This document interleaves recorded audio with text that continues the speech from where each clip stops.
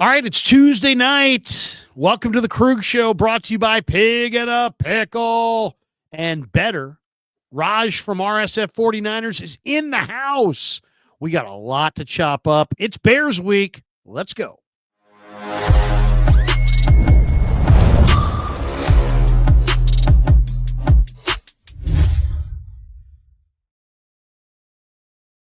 There it is. Okay, there we go. Fire up the band. Welcome to the Krug Show, Tuesday night. Raj in the house in his normal time slot. We've flirted a little bit with some Mondays, but I think I like Raj on Tuesdays, and he is back with us in his normal spot on Tuesday night, and we're glad to have him. Welcome to the Krug Show, brought to you by Pig and a Pickle, the best barbecue in all of Northern California. Check them out. They're in Emeryville. They're in Corte Madera. They're open 7 days a week from 11 a.m. till 8 p.m. or until they run out. Pig and a Pickle, the best barbecue in all of Northern California. And also, we are brought to you. This live stream is sponsored by Better, the official daily fantasy sponsor of the Krug Show. Use Better to make daily fantasy lineups and win real money. We will go through and look at Bears Niners through the Better lens. And all you got to do is download the app below. Make sure you use the promo code Niners to get your first deposit matched up to $200. We appreciate Better for being a proud sponsor of the Krug Show. All right, Raj, we are off and running, and let's just get right into it. We won't without any further delay. The Niners got their doors blown off in Buffalo. What did you think of the performance? That was embarrassing. That's all I gotta. That's if you want to explain it in one word, that was an embarrassment. I mean, they got their teeth knocked in. I mean, you could sit here and say the injuries, this and that, and the other, but man, I mean, they just got outclassed, outmuscled. The Bills made them look like a high school football team. But call me crazy. I know a lot of fans are gonna sit here and think I'm dumb because they think the season's over. I told you before we started this show, behind the scenes, I think the Niners still have a shot to make the play. I think they're going to win the NFC West. We'll talk about that. But, yeah, this game against the Bills, oh, my God, I wanted to throw up. I'm glad I didn't go to Buffalo because that was a tough watch. It was a tough watch, Larry. I wanted to turn the TV off, but I did it because I love this team. Well, I would say this was tough, but to me, it wasn't that tough. I mean, here's why. I didn't expect anything. Like, it was a really tough one for me, Raj, was the Eagles NFC Championship game. Because I was expecting the 49ers to fire and win and compete. And I was expecting to see 4 quarters of a good football game. Instead, I saw 6 plays, and then, basically it was all over. It was just done, except for, the outcome. It wasn't decided. So that game was the worst. Okay. This game, I didn't expect the 49ers to win. I mean, the Niners rolled in there with no Bosa, no Lenore, no Ayuk, no Afonga, no Greenlaw, just like no Banks, no Trent. No, I mean, it's like I didn't expect them to win. I know enough about football personnel to know that the Niners were missing a lot of their best players. And Buffalo had won 6 in a row. They'd now won 7 in a row. They'd scored 30 points or more in 5 straight. Now make it 6 straight. They are the fastest team to clinch their division in the entire league. You got the MVP of the league at quarterback. They got a 2-headed monster now in James Cook and Ray Davis. To be honest, Raph, this kind of confirmed what I kind of thought and was talking about last week, which was that right now, like at the beginning of the year, I had Niners-Texans in the Super Bowl. Oh. But right now, if I were to do it again, I would go in. A lot of people would say, Chiefs and Lions, and I respect that. But I would go Eagles and Bills because the Eagles have a number 1 defense. They got Saquon Barkley. They got a dominating offensive line. They got big-time receivers all across the board. And they're playing great. Fangio's got the defense cooking. They were a disaster on defense a year ago. Offensive line has taken over games late in the game. They're mauling people. Saquon is looking like the MVP of the league. If it's not Josh Allen, it looks like it could be him. Mm-hmm. I love Philly. And then Buffalo, Buffalo between all Amari Cooper, Khalil Shakir, Dawson Knox, Dalton Kincaid, Josh Allen, Ray Davis, James Cook. They got a bunch of weapons. They got a really good offensive line. Allen's been sacked fewer than any other quarterback in the entire league. And while the defense is not awesome, it's very disciplined. They play in that, the two deep safeties. They're an easy team to run against. But if you're impatient and they're trying to go up top, no way. They're just going to keep everything in front of them and rally up. In this game, I almost don't even know if I should credit the Niners for getting the run game going, or if it's just that Buffalo really can't stop the run. They're giving up 4.9 a carry. But what bothered me the most in this game was after the third series, after James Cook went for the 65-yard run, the next series and for the rest of the game, the Niners were so atrocious against the run that it was embarrassing. And it was like, there was a play where Dawson Knox caught the ball, Jair Brown hit him, and then he dragged Jair Brown like 8 yards down the field. So bad, dude. Christ, nobody can dive at this guy's legs. Everybody's got to tackle at the shoulder pad level. How many times did Cook or Davis or Ty Johnson even, every one of their backs, Ty Johnson, 5.6 a carry, Ray Davis, 5.7 a carry, James Cook had a 65-yard run, so that kind of distorts things, but 7.6 a carry. Curtis Samuel had one run, 7 yards. I mean, the 49ers run defense is awful. And if you can't stop the run, you're just going to have a hard time winning at all. So I hear you and I respect you and I believe that we're optimistic about a playoff run, but if you can't stop the run at all, are you even going to beat the Bears? It's a good question. And that's what I was saying. Like, I know this wasn't the worst loss the Niners had. And like you said, you expected them to lose without Bosa and Trent.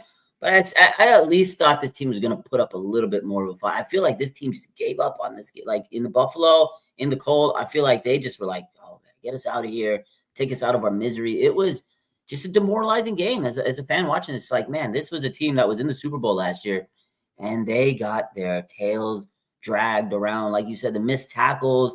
I mean, run defense. There's just so many issues. But Buffalo is probably a Super Bowl team. So right now, 49ers going up against one of the elite teams in the league, it proves that they can't hang with them, especially without Bosa and Trent Williams and Deommodore Lenoir. They need those guys. Absolutely. The injuries have been abysmal for this team, but you know what? You can't just put it all on injuries. You got players that are trying to, George Kittle puts his all out there. Fred Warner, man, I can't believe this guy's been playing with the injury he's been playing with. I know you asked the question on Sunday about George Kittle. Why is he not getting the ball? And he just, I can't tell you. So there's definitely some issues. And the thing that really irritated me the most about this was it's the same issues every week, Larry. We sit here and talk about the same issues. It's like they copy and paste, and they move on to the next week. And those same issues follow them. So yeah, is there a lot of optimism? Probably not. Most fans are probably think it's over because those same issues, we can't expect them to change if they haven't already. But again, I mean, you're going up against Chicago, fired their coach. They got a lot of turmoil. Their offensive line isn't great. If Bosa comes back, they could get there. Caleb Williams been sacked the most out of any quarterback in the league. He holds the ball a lot. He's a rookie quarterback. Niners could theoretically win this game, beat the Rams, go to 7-7. That's all I'm saying. There's an outside chance, like a 7% chance. I still want to believe in this team, but even if they make a run, like, will they do anything meaningful in the playoffs? Probably not. But I'd rather see them make a run. I don't care. I don't even care about that. I don't care if they, like, to me, the old saying, well, even if they make the playoffs, they're going to get bounced. I don't care. I will take a playoff game any way it comes, in any way it shakes out, and take that all day, every day. Absolutely. Over 4 weeks of obsolete nothingness or whatever. I'd rather at least have one meaningful game than pack it in. And a lot of people say tank for Trevor or tank for a draft pick. Can you trust the 49ers to take a good first-round draft pick? They haven't done it since Bosa, honestly. So I don't know if I want them to take a first-round pick, high draft picks. I don't know. I want to see them fight at least. I don't want to see them just roll over. I want to see them try to fight because I'm a super fan of this team. But, yeah, that performance was just terrible. And I don't know about you. I've said this week in and week out now. Nick Sorensen, he's got to go, man. He's got to go. He's not good. What do you think of Shanahan saying that he believes in him? He gave him a vote of confidence. I mean, I think at this point, because they're still in it, you have to. You can't throw your coach under the bus. Although Did it to Wilkes a couple times last year. So I think he's just trying to save this team and show like, yo, we still got a little hope. I don't want to turn everybody against each other yet. I think he's still trying to rally everybody together because again, you beat the Rams, you beat the Bears, you beat the Dolphins, you beat the Cardinals, you can lose to the Lions. You might be able to make the playoffs in the NFC West if everybody else loses because the Seattle Seahawks, the Rams, the Cardinals, they're all playing against each other the next couple of weeks. So it's going to get muddled out here. So I think Kyle saying that is just saying, yeah, you know what? I don't want to rock the boat right now. Maybe he doesn't like him. Maybe he does. Maybe he's a good guy. But I think the PC answer is to say, oh, yeah, we still got faith in him because you got a game coming up this week. You don't want to throw your damn DC under the bus, who to me feels like he's a fragile coach because he's a new defensive coordinator. You don't want to like throw him under the bus and then maybe he'll have a mental breakdown. I don't know. I just don't like Sorensen. I never have. I never was a big guy on him in the season when they signed him. I wish they would have got somebody bigger, but I think they swung and missed and they settled for Sorensen. But yeah, that was crazy that he backed him up. But thinking back at it, I think he's just trying to keep the team cohesive because there's still a glimmer of hope. Yeah, no, I hear you. You know, my whole thing would be like, okay, you don't blitz a lot, that's fine, but now you don't have Nick Bosa. Now you got to blitz, and don't tell me you don't know how to do it, or your team's not ready to do it, or is not used to doing it. That's what practice is for. Get them used to doing it, and there are no excuses. I mean, I don't want to hear any excuses, and the fans don't either. Yeah. To swish one says Raj with 4 exclamation points. Butthead right beneath there says Niners will win the Super Bowl this year. on Madden. That damn Madden cursed us. That CMC should never been on the cover, man. Niners 23 says Mr. Wright Lombardi says still Super Bowl bound. All right. God, people just want to crush on Dave. They hate that guy. They hate him. Dave, let's just leave Dave. Let's just everybody just leave Dave alone. All right. Dave's not a bad guy. Let's just leave Dave alone. All right. The Niners claimed a running back off waivers today. They claimed Izzy Abanikanda off waivers from the New York Jets. And you say, well, man, how good could he be? The Jets are awful. Yeah, but the Jets have some good running backs. And now the Niners have Isaac Guerrero, and they got Patrick Taylor, who was on the practice squad. And now they added Izzy Abanikanda. Why? Because CMC and Jordan Mason are on IR now. So they needed to add another back. Abanikanda was a 5th-round pick in the 23 draft a year ago out of Pittsburgh.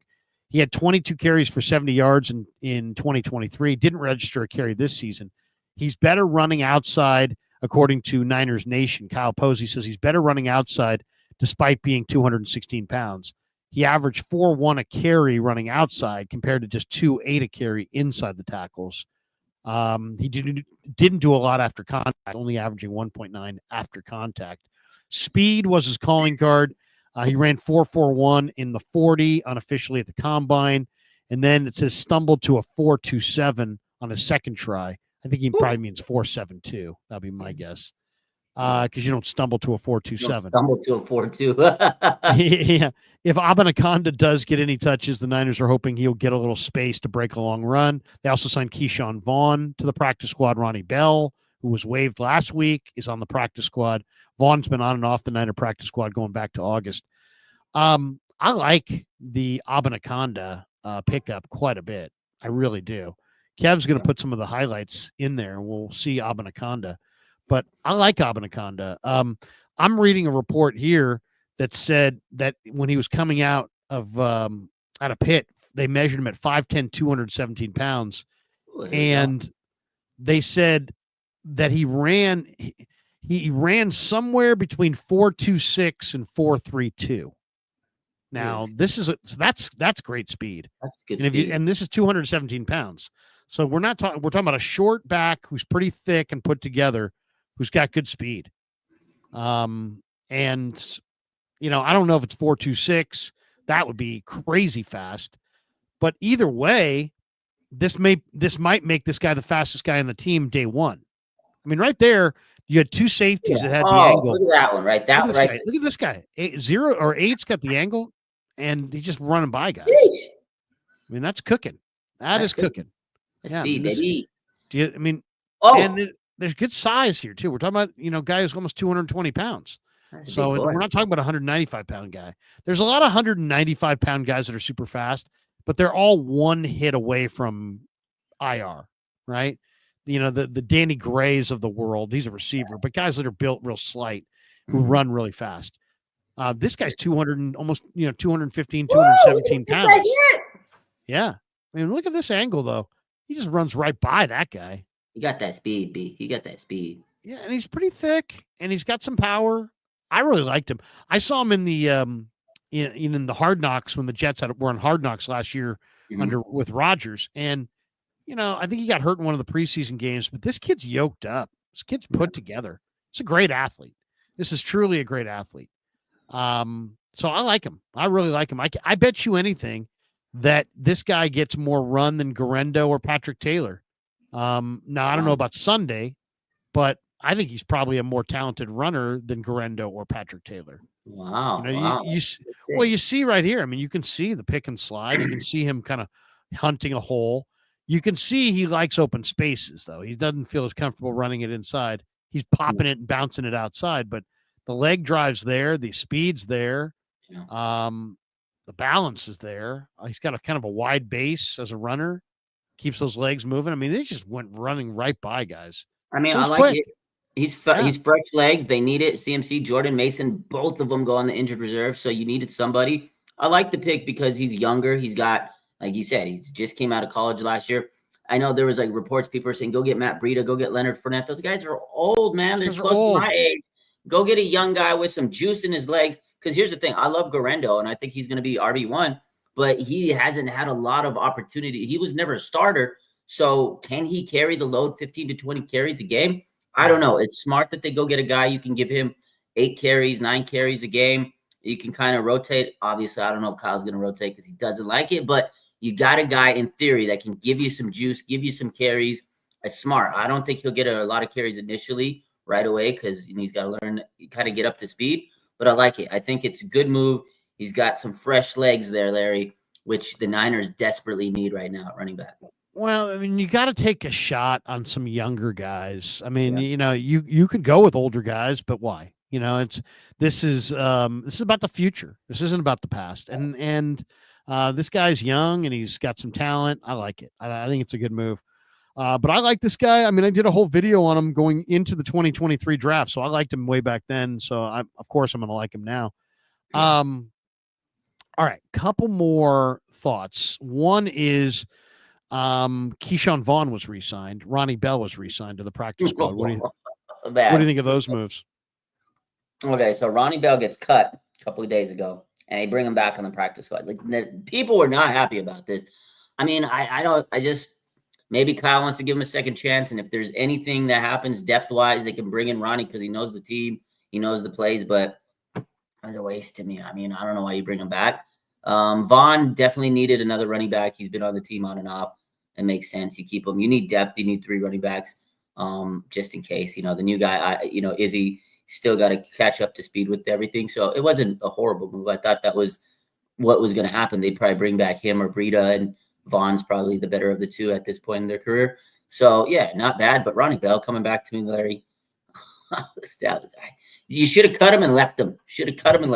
I mean, why? I mean, all I would say is, really, why? Why?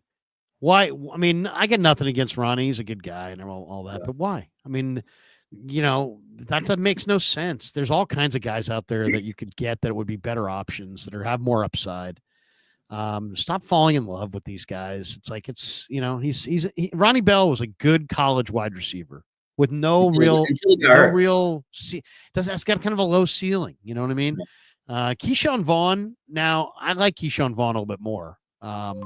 I think Keyshawn Vaughn could be a serviceable back down the stretch for the Niners. I wouldn't be surprised if he was activated.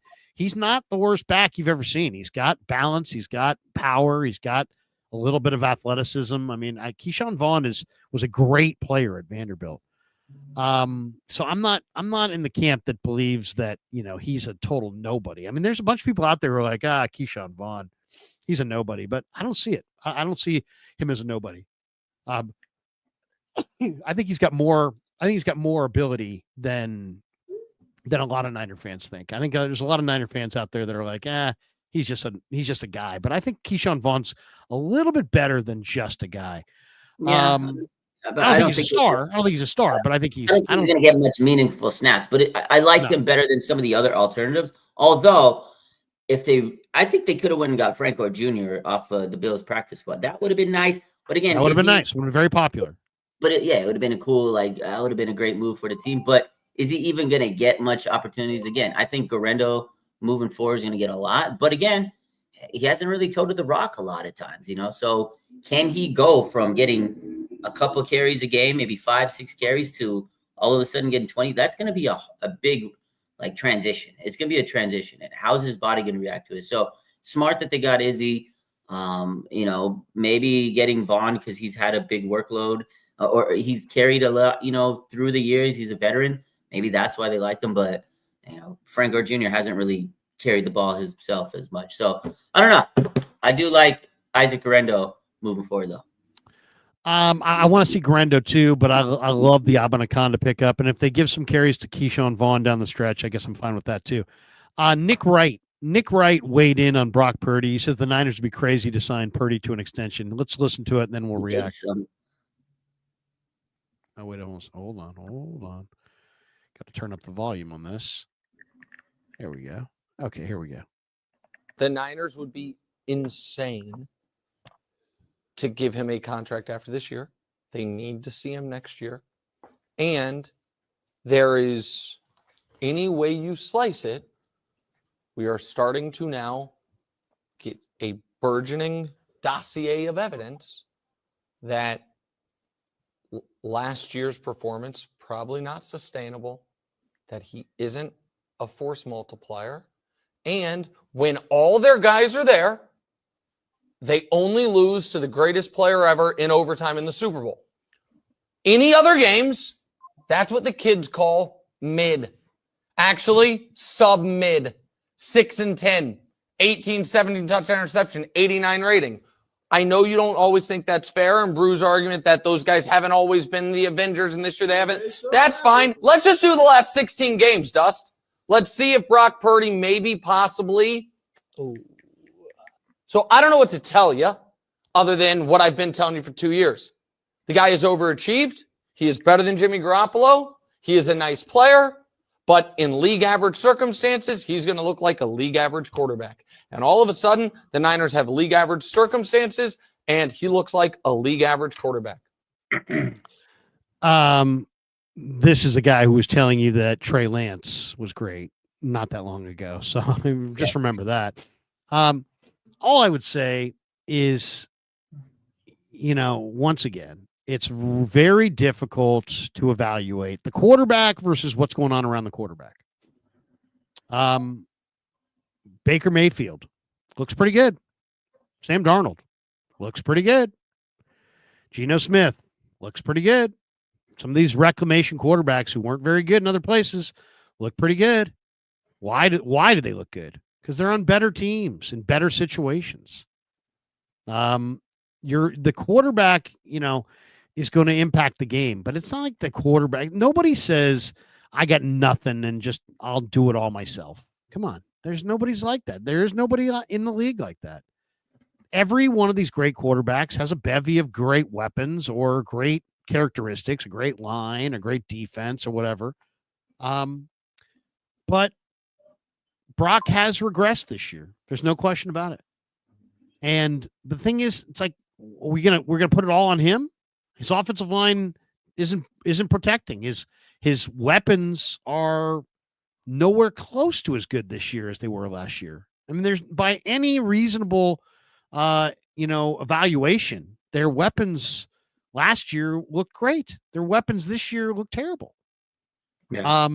And so it's like if all of a sudden, so it's more than just Brock Purdy. I mean, the offensive line struggles. And his equation's bogging down. So he's looking at receivers that aren't open. He's running from defensive linemen who are getting closer. He's bailing from the pocket prematurely at times because of the pressure. I'm not making excuses for him. I'm just saying this is his reality. The 49ers, I mean, I kind of look at Brock similarly, and I brought this up a couple years ago. People had bit my head off. I was like, oh my God, Krug. I look at him similar to Jalen Hurts. He's very similar to Jalen Hurts. Both guys are like 6 feet. Both guys are about 225 to 230, and they got a ton of things in common as far as their measurables. Jalen's a little bit better runner. Brock's a little quicker.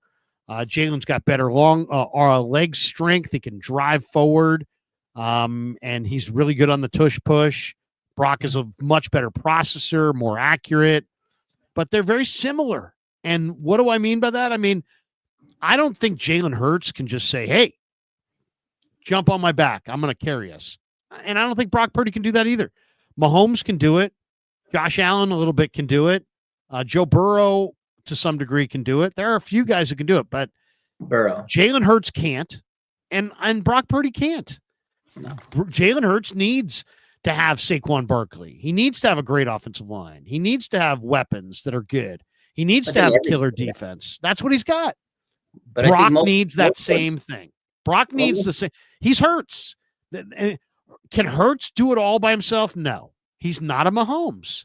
But can he win the Super Bowl? Yeah. And can you win the Super Bowl with Brock? Yeah. I really believe you can win a Super Bowl with Brock. But he needs an offensive line. He's got to have weapons. He's got to have a defense. He's got to have a surrounding cast. So that's how I feel about it. I don't know. I don't think it's any great revelation or like, oh my God, Brock this year. He's played pretty damn well, all things considered, if you've watched the games. He's running for his life. He hasn't thrown to an open guy yet. Shanahan's scheme doesn't seem like it's as effective as it's been. He hasn't had the reigning offensive player of the year almost the entire year.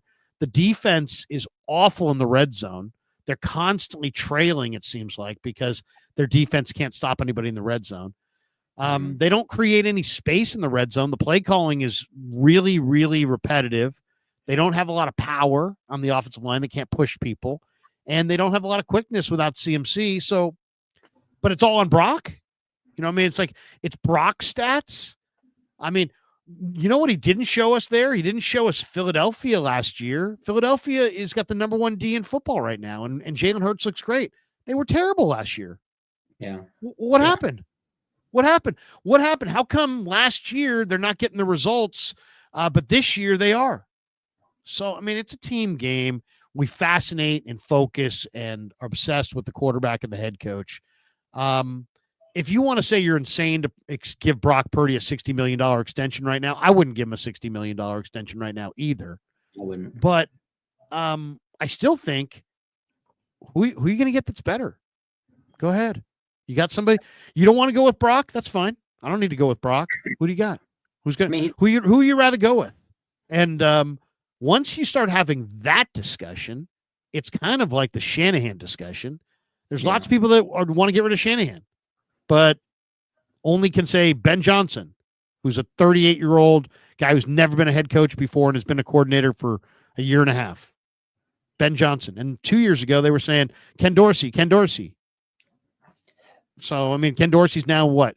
In Cleveland as the OC there? Yeah. I'm just saying it's like, Ben Johnson might be great, but Kyle Shanahan, if you want to get rid of Kyle Shanahan, you were just in the Super Bowl. So it's risky. And if you want to get rid of Brock Purdy, that's fine too, but it's risky. And it's not like you've got all these other franchise quarterbacks sitting right there going, hey, let me get in there. This is the best quarterback you have. That's why he's playing. That's how I feel about it. How do you feel about Nick Wright saying the Niners would be crazy to sign Brock Purdy to a contract extension right now? Nick Wright's been a D1 professional Brock Purdy hater since day one. He's a Mahomes guy. He's a Chiefs fan. Of course, that's what he makes a living off of hating on Brock Purdy. So, of course, he's going to pull up these stats, blah, blah, blah, blah, blah. And you talked about Jalen Hurts. Last year, the Eagles, they were in the 49ers boat. They had injuries. They lost players. Coaching was in shambles. And they didn't really have a great season. The year after, they were, one of the favorites, right? And they had a down year. The 49ers are having a down year, Super Bowl hangover, whatever the case is. I'm not going to say it's all injuries, but you can't put it all on Brock. CMC hasn't been there. That was a big part. Look at the Eagles. They went and got Saquon Barkley. He's really helped revamp that team. And they have a good offensive line. 49ers offensive line is terrible. I mean, Brock Purdy doesn't have time sometimes to throw, and you got players like Deebo Samuel who can't get open. He's not beating man coverage, and you got this guy Ricky Pearsall who you drafted, and you're not getting him the ball, and George Kittle's not getting the ball. So some of it is some of the coaching and the usage of personnel. I still believe Brock Purdy's their starting quarterback. He'll get a contract, probably not $60 million. I wouldn't give him $60 million, but he's going to get a contract extension, especially if Kyle's still the coach here, which I think he will be. You have a coach and a quarterback. It's a combo, and they're going to go together. You can't just get rid of the quarterback and go through flux. We're at the Super Bowl with this quarterback, with this team. So, teams have down years, players have down years. It's unfortunate because this is Brock's contract year, so we thought he was going to ball out, but it's just been a bad year. Defense has put the team in bad position. Special teams has put the team in bad field position. The team gets to the offensive to the red zone, and they crumble because they don't have the speed to get touchdowns. They didn't have juice, and the offensive game plan's been struggling. I'm not going to sit here and say Brock hasn't been bad because he's had some really bad performances in the weather games. Brock Purdy has had some bad performances in the weather games, so that's a little concerning. But I mean, Nick Wright has been a Brock Purdy hater from day one. I don't think his opinion matters on this situation because he's just waiting for Brock Purdy to fall. As soon as Brock Purdy does bad, he's like, oh, here we go. I told you, Brock's terrible. He's terrible. But honestly, it's a bad year for the whole team. Coaching, injuries, often they need to prioritize offensive line because no matter what team you are, if you don't have a good offensive line, your quarterback's going to have a hard day to do anything. You need to give him time to throw, to utilize his weapons. Yeah, okay, you got Kittle and all these guys, but if you don't have time to throw it to him, it doesn't matter. Well, the offensive line is the beginning of football, right? I mean, Harbaugh said it, but I've had coaches say that for years. You're not leaning. The offensive line is where football starts. Other units depend on the O-line. They don't really depend on anybody else. They just, so it's like build up your O-line, have a good O-line. And look at the teams in football right now. Who are the best teams in the game? Kansas City, they have the best interior line in the game. Detroit, they've got the best 5-man line in the game. Buffalo, Josh Allen's been sacked fewer than any other quarterback in the game. So, you look at, almost all the best teams. Philadelphia dominating right now. Why? Because their offensive line pushes people around in the fourth quarter. You got to have an O-line. Got to have an O-line. And you can devalue it and not emphasize it. But guess what? The Niners, look at when they have drafted offensive linemen early, look what they did. I mean, they Anthony Davis, Mike Iupati. I mean, they were in the Super Bowl with Jim Harbaugh. And look who Jim Harbaugh drafted first this year. Alt, the gigantic offensive tackle from Notre Dame. All right, this live stream is sponsored by Better, the official daily fantasy sponsor of the Krug Show. Let's take a look at Niners Bears from this week. Use Better to make daily fantasy lineups and win real money. We've done it 5 times. Download the app below. Make sure you use the promo code Niners to get that first deposit matched up to $200. All right. Let's take a look at the better options for Niners and Bears. And we will take a look at it. Look at that. Look at those graphics in the background. Those graphics, baby. Look at that. Look at graphics. Really got you right. Sharp. Looking sharp. All right, let's take a look. Bears, Niners. Who do you want to go with, Raj? Who jumps out to you? Let's see. A lot of people bitching about Kittle this week. I would imagine that will probably force the Niners to use Kittle. That's probably a good one. Maybe take the more on Kittle. Let's take a look at Kittle. Kittle never gets the ball. And he's got 50.5 receiving yards. That's way high. I think that's good. I think 50. I think they're going to make it a point to get him the ball. Okay, let's go more. Let's go more than 50.5 for George. Let's see. Let's go to Brock. Let's see Brock's projections. There's 225.5 passing yards, 14.5 rushing yards. Give me 14.5 rushing yards. Give me the rushing yards. I'll take the rushing yards. We'll go more on that. Now let's take a look at the Bears. Caleb picks. We got Caleb Williams. Let's take a look at Caleb. 230.5 passing yards, 34.5 rushing yards. He might run on this defense. I don't know. I'm going to stay off the home, but he might run on this defense. I would say he's probably going to run. But I don't know if I like that one. Let's go to a different one. who else? Let's see Rome Odunze. Rome's been kind of quiet this year. 44.5 receiving yards. No, that's too. It's right. That's right on it. That's not good. What about Niners? Well, Demo and who's their slot receiver? I guess we could go with the tight end.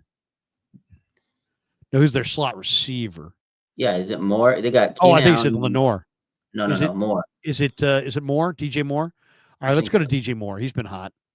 Let's go to DJ Moore. I like that. Let's go over 59.5 receiving yards for DJ. You gonna light us up? Okay. Oh, he's gonna have 75 yards for sure. I mean, he's a pro. This guy's a real pro. So there you go. Let's wager. We got three in a row. We submitted our entry, and let's take a look what we got here.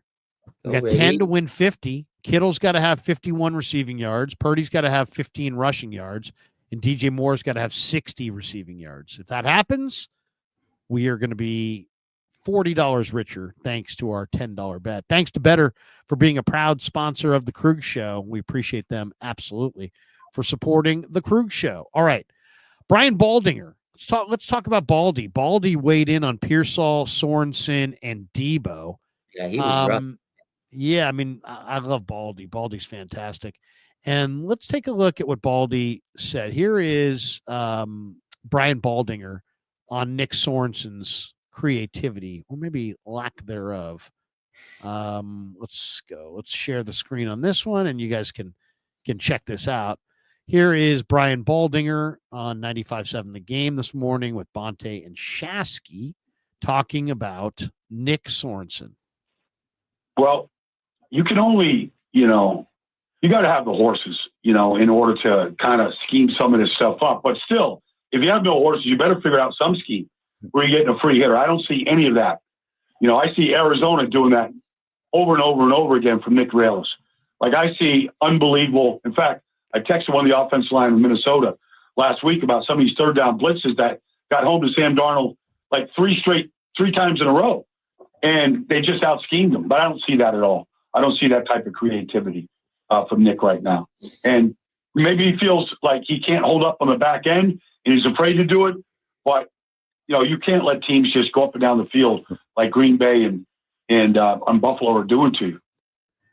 Yeah, I mean, what do you think? What do you think on Sorensen? I mean, I think he's on the money. It's like you can say, "Hey, we don't blitz. We're a front four team. We get it done with our front four." But then when Bosa and Hargrave are out, you got to bring blitzes. You got to bring extra guys. He did at times, but it doesn't seem to be all that well coordinated. What's your thought on Sorensen right now? I mean, obviously, the Niners are having a rough year. Multiple 12-man on the field penalties a couple of games ago. The 12 men on the field penalty in this game, by the way, was negated. It was not 12 men on the field. Everybody, I've heard like 9 different people with the Niners say, by the way, that wasn't a 12 men on the field penalty this week. Okay, great. Just 2 last week, right? And only 4 for the year. So I guess we're supposed to be happy about that. But give me your thoughts on Sorensen. Yeah, you want him out. You want him out, huh? You know me. I'm not a fan. I love when you grill him. Keep grilling him, Larry, because Well, am I grilling him or am I just? I mean, what do you think? I'm trying to ask him some tough questions, but I'm trying. I'm not trying to. I'm not trying to be gangster on the guy, but at the same time, it's like, hey, you know what? Let's have some some accurate, hard hitting questions here. But he's ruining my Sundays, Larry. His defense is so bad. Listen, Baldy was right. Like, okay, you don't have Nick Bosa. You still have really good talent on that line, or allegedly they tell us.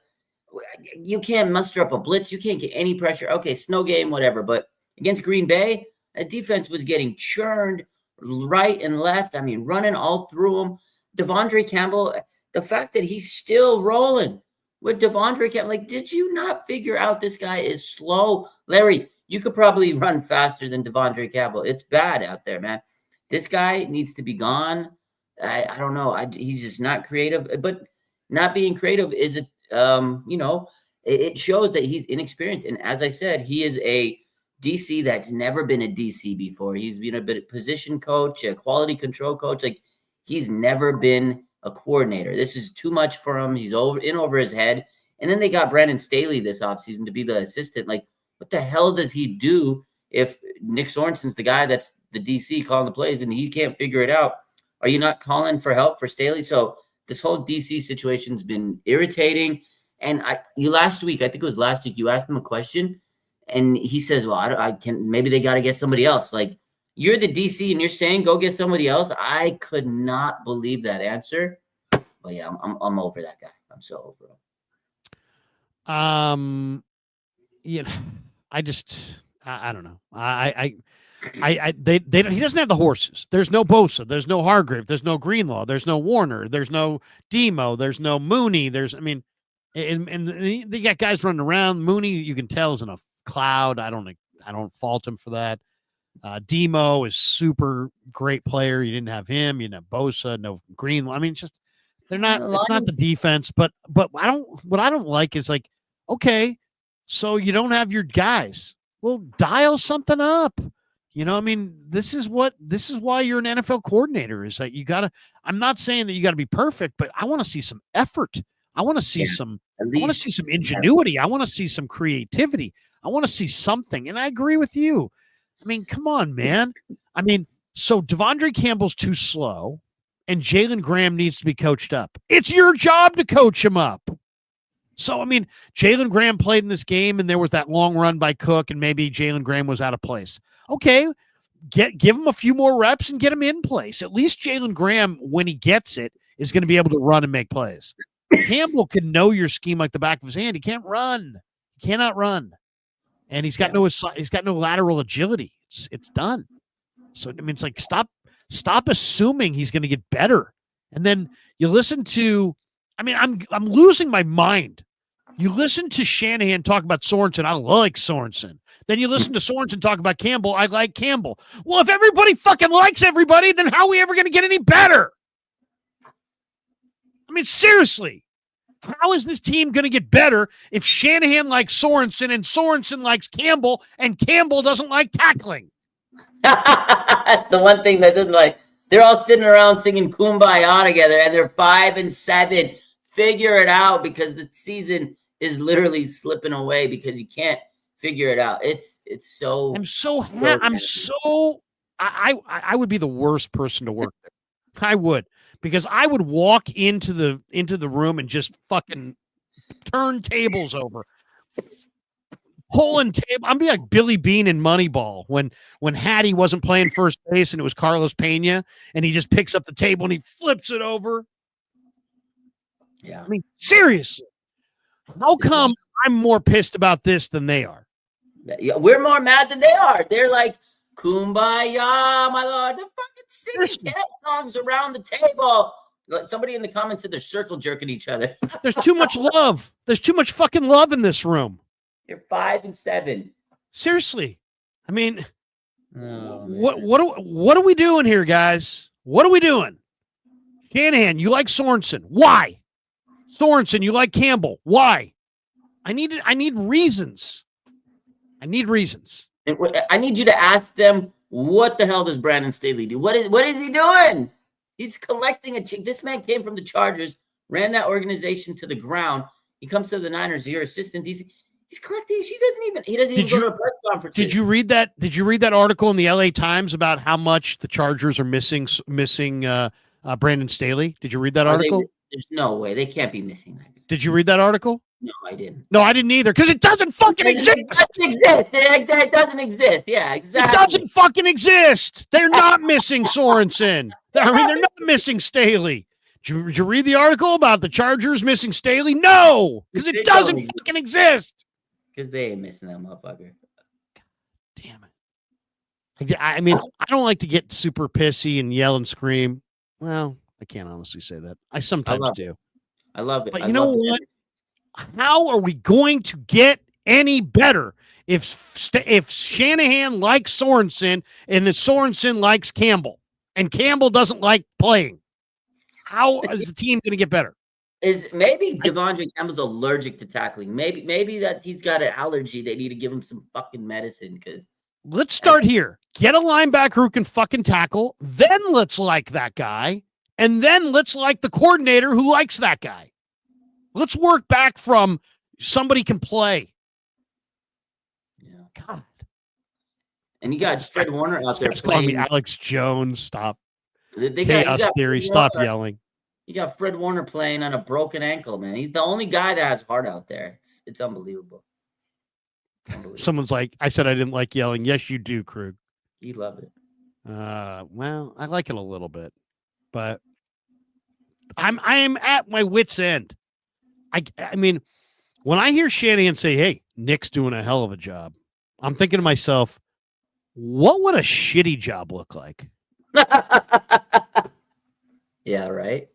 Because if this is a hell of a job, imagine just close your eyes for a second and imagine what a shitty defensive coordinator job would look like if this is a great job. Oh, yeah. Are you kidding me? We're giving up 6 yards of carry. We're falling off tackles like we're little girls. We don't rush the passer, but we don't cover on the backside. We get beat by verticals. We're surprised by fake punts. But we got, unbelievable. Yeah. Unbelievable. Dude, Jair Brown, this man, we want to talk about Devondre Campbell. Jair Brown misses just as many tackles. That man cannot make a tackle to save his life. I thought he was going to be a superstar. Kev thought that was the snow. I kind of want to give him a little bit of a pass. But he came flying up. I know. But in this one, he came flying up. And it's like, he just was a little bit, he missed the jump cut. As he was coming inside, Cook was jump cutting outside. But no, I'm with you. I mean, here's the thing. It's kind of like the Warriors a couple of years ago. When you have a bunch of young players and they get a lot of minutes they don't deserve, they get bad habits. That's what the Niners have. They got a bunch of young guys that probably don't deserve playing time, but they've got nobody else, so they got to give them playing time. And that's what's going on.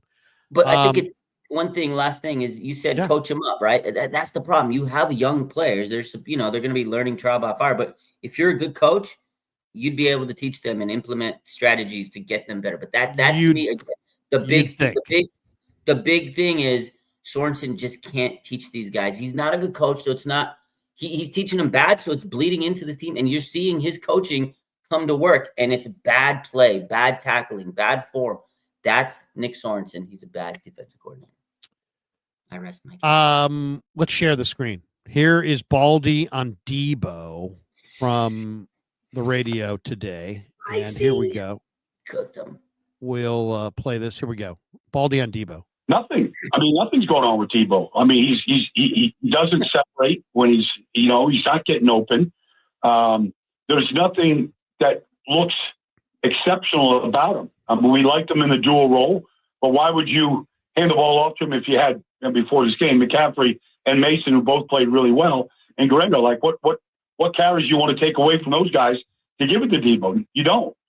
So we've seen games where he lined up and started the game at tailback because of injuries and stuff. So you're taking that away from him. And now what is he? Is he a slot receiver? Is he an outside receiver? Like there really doesn't have a position right now. He's just kind of a playmaker when given the chance, but he's not really going to be able to create a whole lot on his own by getting open. All right. Once again, we missed the beginning of this, but here was the opening question. The question was, Baldy, what does Deebo contribute to winning? Nothing. See, that was the answer right there. So once again, Baldy, what is Deebo contributing to the Niners right now? Nothing. No. So the question, I think, was what is Deebo worth next year to the 49ers on the contract? Nothing. No. I think the question might have been, how much I can play this game. What is Deebo stand for? Nothing. Okay. What is it that why was it that Deebo, what reason was given for why Deebo hit Tabor Pepper? Nothing. Okay, so there you go.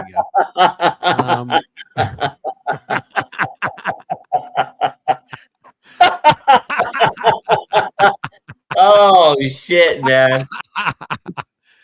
That was good. Now that I enjoyed. That was good, dude. That was good. I got one more for you on Baldy. I love Baldy. Here's Baldy talking about another guy who's doing nothing. The Niners are the king of nothing right now. Have you noticed that? Yeah. Nothing. I love that clip. I can use that clip all day. That was good, Larry. Nothing. Just the Nothing. first word. Nothing. It's any clip that starts with nothing. You can just play with it all day. All right. Here we go. Here is Baldy again talking about another prolific receiver, Ricky freaking no catches Pearsall. How does Ricky Pearsall run 63 routes the last 3 games and only get 3 targets and 0 catches? Is he not getting open? What's going on with that, Baldy? Well, what surprised me about that stat right there, because I did not know that, is that he's even run 63 routes because you don't even notice it. You don't even know he's on the field. Wow. Like, that's how invisible he is. Like, I'm thinking, well, where is he? All right, I see Jawan out there slipping and sliding. I see George doing what he's doing. Like, where's the ball even going for the most part? It's not really, I don't know I don't even know who it's going to. Obviously, it's not going to Pearsall. Look at Shasky shaking his head. I know. I talked to him on the field before the game in Green Bay. He said he's here to beat man coverage. I haven't seen him get open. I haven't seen him even look at him where he's even being featured in any way right now. Wow. Once again, we go back and play with this cut. Where would we play with it? Right, probably right here. Wow. Like, that's how invisible he is. Wait a second. I think we can back it up a little bit more. Hold on. I don't even know he's on the field. Wow. How's Ricky Pearsall doing? You don't even know he's on the field. I mean, hey, Baldy, do you think Pearsall's going to be good against the Bears on Sunday? You don't even know he's on the field. Hey, Baldy, what do you think of the Niners' #1 pick? I mean, he's had a rough year. Do you like him as a player? Notice him. You don't even know he's on the field. Good stuff. Oh, shit, man. That's funny. Pearsall, nice kid. Can't play dead right now. Can't play dead. I don't know what to say about him, but right now he stinks. He's running around. He's not doing anything. He probably should take off the pads and just, run up and down the sidelines and get his workout that way. It's safer that way. You don't have to take any hits. But I guess if you never catch the ball, you don't take any hits anyway. So not, unbelievable.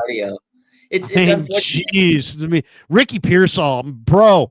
I mean, I'd love to have Keon Coleman. Oh, he was drafted after Ricky. Oh, I'd love to have maybe Xavier Legette. Oh, he was drafted after. Oh, I'd love to have Zach Frazier. No, he would have helped the line too much. No, I'd rather have who's the Chargers little guy? Lad McConkey. I'd have Lad McConkey. All these guys came after Ricky. Cooper DeJean.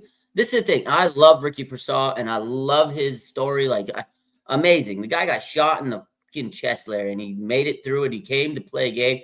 He was playing pretty good for a few weeks, and then now he's disappeared. You don't even know he's on the field, according to Baldy, and it's just frustrating because you drafted him in the first round. You would think they would try to figure out a way to get the ball in his hand. If you're not getting the ball to George Kittle, you're definitely not getting the ball to Ricky Pearsall. So it is frustrating. You drafted this guy with a first-round pick, and that's why I said earlier, I don't want him to tank because first-round picks in the Niners do not go well. It's just a bad situation. Play to win the game. Hopefully you make the playoffs so you can't screw up a first-round pick. That's the way I'm looking at it right now. All right, it's time for Mike Florio. Listen to this one. Kev's going to put it in there in the chat. This is Florio. I'll do it. I'll add it up. Here we go.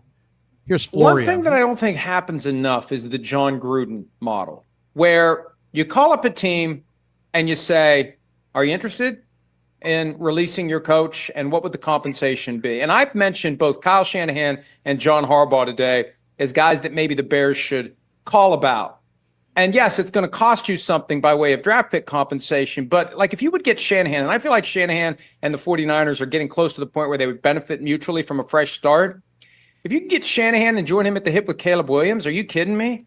What gives you the impression that the Niners and Kyle Shanahan would have a mutual separation like that? Well, there's nothing specific, but you just look at the situation. It's been since 2017.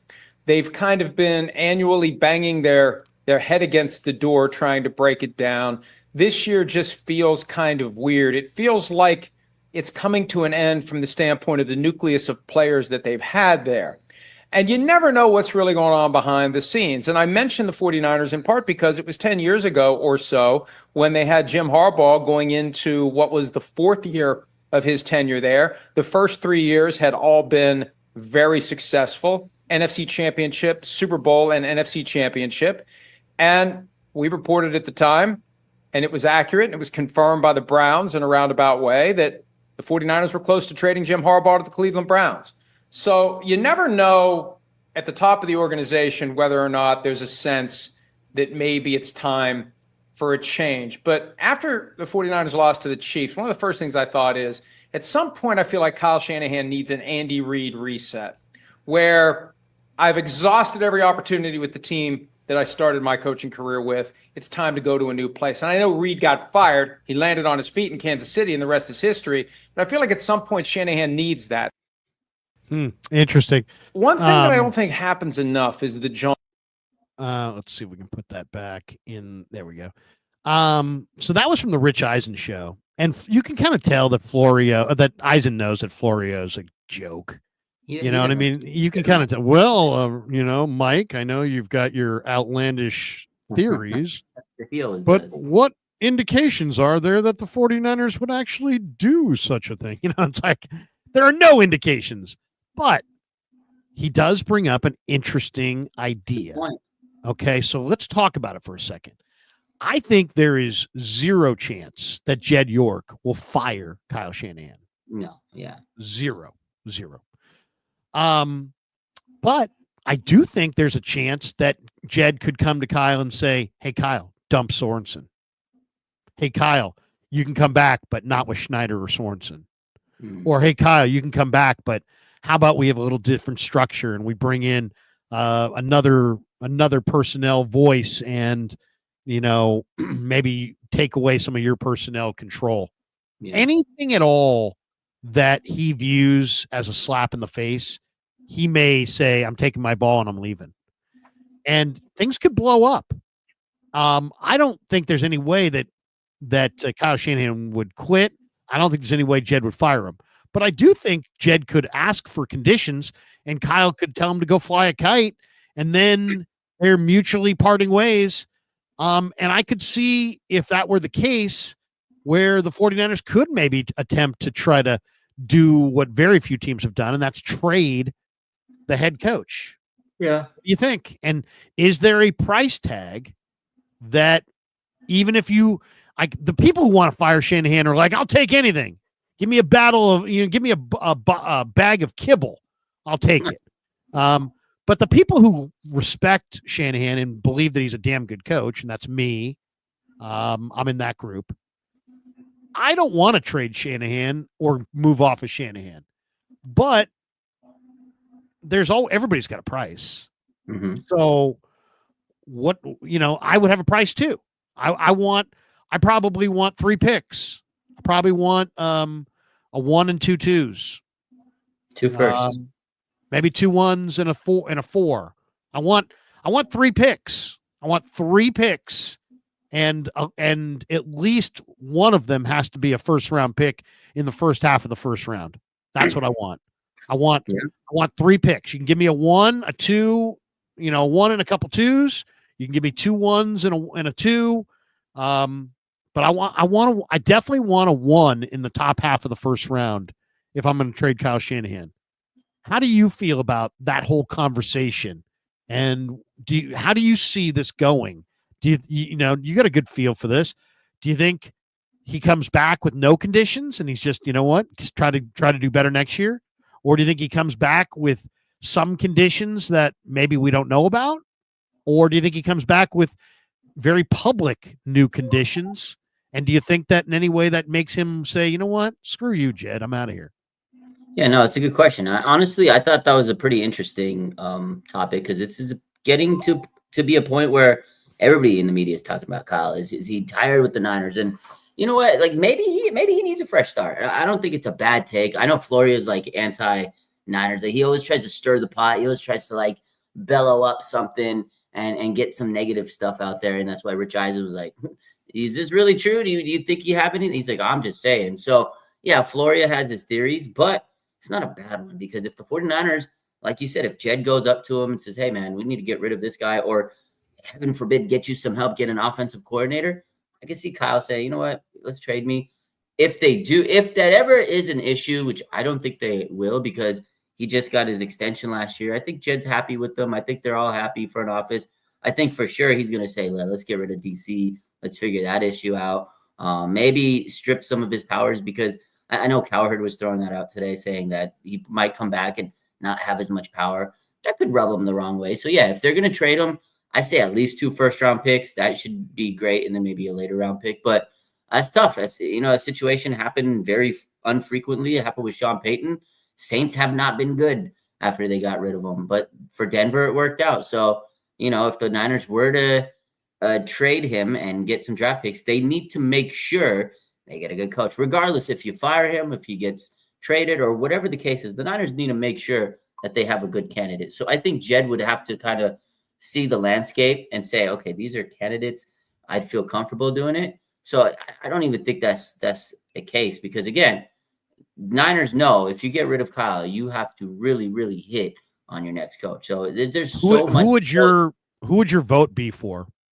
It's tough, man, because I know it is tough, because I'm asking you about guys. We don't even know all the candidates. Available. Yeah, we don't know who's available. I'll say this, because a lot of people say, if you get rid of Kyle, you're going back to the Chip Kelly, Jim Thompson days. That's stupid. You could be. That's the dumbest thing, because, Larry, the 49ers are a top team. They're a Super Bowl contender. No matter who comes in to take this team, you still have great talent on both sides of the ball. You got Fred Warner, Nick Bosa. Coaches would want to coach this team up. Maybe they'd get rid of Purdy because quarterbacks are tied to the coaches. They'd bring in their guy. But there's a lot of talent on this team still. A top coach would come here. So I don't know who's going to be available. I know everybody's going to say Ben Johnson. I'd like to get someone that's proven they can coach, and like a Belichick or something. But I don't know he's going to come to the Niners. That'd be crazy. But I don't know. A lot of people are saying Dan Lanning.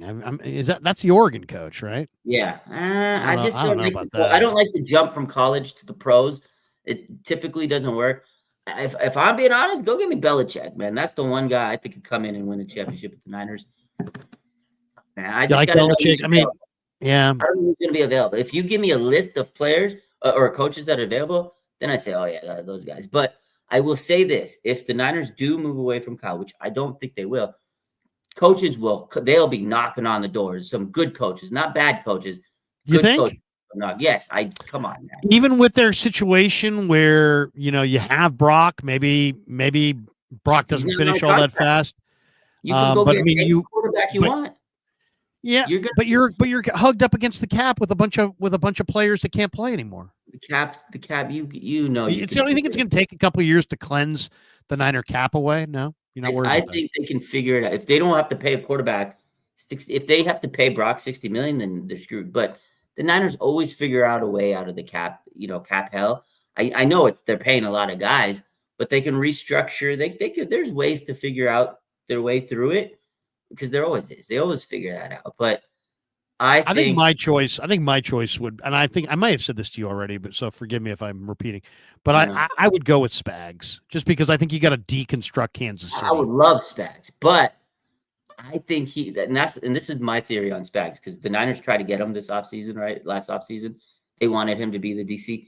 You think he wants to go to the Niners when he has the biggest opportunity ahead of him to become a 3-time Super Bowl champ with the Chiefs? Like, he's got it made in Kansas City. Like, he says he wants to be a head coach. Eventually. Says he wants to be a head coach. How about John Harbaugh? Could you get John Harbaugh to leave Baltimore? Okay, now that would be one I would take. Go get me John Harbaugh. I would love it. Get the sane Harbaugh brother. Woo! Go get me John Harbaugh. That'd be good. Who's got it better than us? Part 2. Okay. You get me John Harbaugh. Oh, we are definitely. Are you kidding me? Why would he leave? A lot of people say love Spags. Love Spags. Why would he leave the Baltimore? No, he's not. I'm just spitballing. I'm just spitballing names. Robert Saleh makes sense, because then you can keep Chris Kasarik if you want to keep Chris Kasarik. I personally would like to keep Chris Kasarik. So, that's another one. I mean, everybody's got a different thought on that. All right, couple last ones and we're out of here. What do you think of the matchup on Sunday? Bears-Niners. Bears played Green Bay, sure, a whole lot tougher than the Niners played Green Bay, but it's a division matchup. Are the Bears gonna? I mean, the Bears dominated the line of scrimmage. They ran for 5 yards a carry against Green Bay, and they almost won the game. the Niners got their doors blown off and couldn't run at all. So to me, if I looked at the way the Bears played the Pack and the way the Niners played the Pack, I would say the Bears are coming to Levi's. I almost said Candlestick. The Bears are coming to Levi's and they're getting themselves a W. What do you think? I mean, obviously you were hoping for a playoff run. I am too, but what do you think what do you think of this matchup? If the Bears walk into Levi's and leave with the game, Larry, oh my God, the Could fire happen. Kyle. You know who starts for the Bears, by the way, at right tackle or right guard? Matt Pryor. Oh, really? He used to be on the Niners. Matt Pryor is one of the worst offensive linemen I think I've ever seen. He's the starting right guard for the Bears. Their O-line is so bad. If Bosa plays, there's no chance the Bears can win. The Niners would just crush them up. But if the Niners lose to the Bears, Larry, I don't even want to talk to anybody. I will say this though: I think the Niners win this game. I think they will figure it out. This is a dire straits situation. The Bears just fired their coach, man. They don't know what the heck their season. They got an interim head coach. They're in so much disarray right now, and that O-line is bad. I think the Niners are going to be able to. I'm not going to say dismantle them because I can't say the Niners are going to blow anybody out right now. But the Niners will win this game. I'm not going to say comfortably because you can't ever say comfortably with the Niners this year. But I think the Niners win this game because there's so much turmoil with the Bears, with firing their coach and just trying to figure things out. As long as Bosa plays, we're good. 2 last questions and we're bolting for the door. Give me your best reason for and against total 49er regime change. Meaning no Shanahan, no Lynch, maybe even no Brock. Total regime change. Give me your argument, your number one argument for total regime change and your number one argument against total regime change. Well, the number one argument against it is you change that up, you're probably going to be retooling, rebuilding, and you're probably not going to see the playoffs in a bit because revamping everything, it takes some time to change. You can't just overnight change everything, and players would leave. There's going to be people aren't going to want to sign to the team. People are like, get me out of here. You blow it up. That's asking for bad news. We've seen it happen before. We've seen total regime change, and that was not pretty. So I don't want to see that. An argument for it is, well, this team has not won a Super Bowl with this regime. Maybe it's time to blow it up and try something new and figure out something that works because whatever we've been doing in the last 8 years hasn't worked, Larry. So maybe you figure it out and blow it up. But I don't want to do it because that's going to take we might be shitty for 10 years after that. Yeah, I mean, the argument for regime change is this: you're not going to have this group together no matter if you keep Shanahan and Lynch. You're going to have a down cycle, whether Lynch is here and Shanahan's here or not. Then the question is, do you want Kyle and John presiding over your down period? So I think my big argument against regime change is the one that you would say, which is you could be making yourself an irrelevant franchise for a 5 to 7 year period. And that is a long freaking time. So that's why I would be against total regime change. Why I'd be for total regime change is I don't know that they can, in mid-stride, pick themselves back up, reload, and still run with Detroit, Green Bay, Kansas City, Baltimore, the Houston, the very best teams, Buffalo. I mean, I don't know that you can do that on the fly. It almost seems like it needs like a real reset. That would be my feeling on that. Last question for you. What right now, if I said to you, if John Lynch and Kyle Shanahan walked in the door and they said, hey, we're coming back next year. We know you guys are hardcore Niner fans. What do you view as our most pressing need? Go. I need to figure out. It's got one. You can only have one. You can only have one pressing need. What's the most pressing need? O-line. Fix that O-line because it is so bad. And then number 2, big D-line. But fix that O-line, Larry. That O-line is because Trent Williams, I love him, but he's gonna miss a few games. Even if he comes back next year, which I hope he does, if he's not there, his offensive line's in shambles. Center's been bad. I mean, Ben Barch this week played pretty good at the guard spot. Maybe you keep him. Maybe you don't pay Aaron Banks because that guy has not been good this year in the contract season. Pooney's the gem. Other than that, this offensive line, every single one of them, and Trent Williams, I get rid of them. Barch looked good, by the way.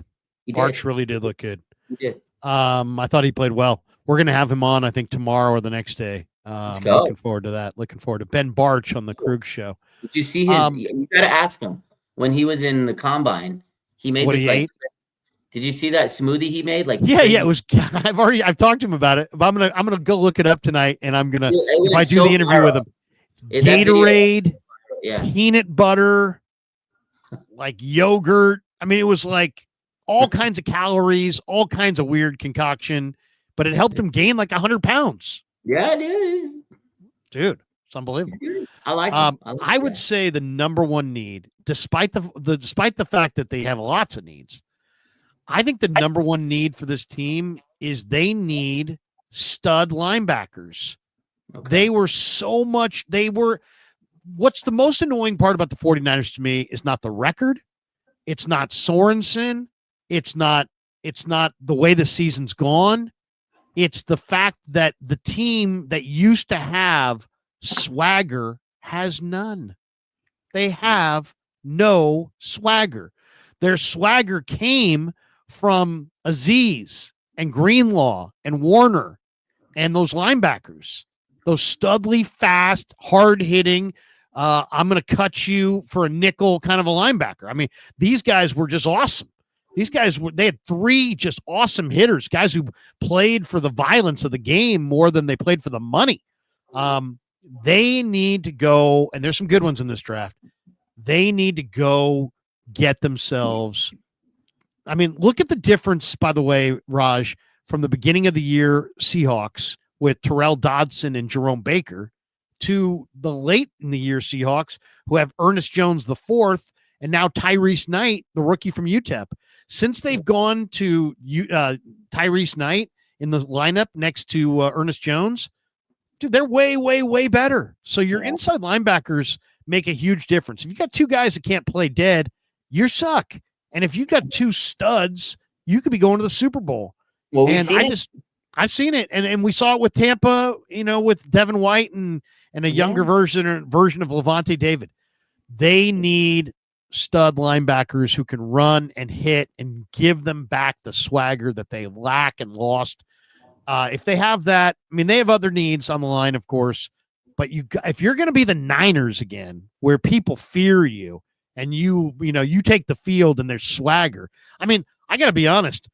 If it was up to me, I'd tell Deebo and Trent, no more boombox this year. We ain't coming out like that. You got to stop. We're coming out with the boombox and this and that, and then we're walking away holding our boombox and looking for an outlet to plug it in. The boombox got to stop. No more boombox this year.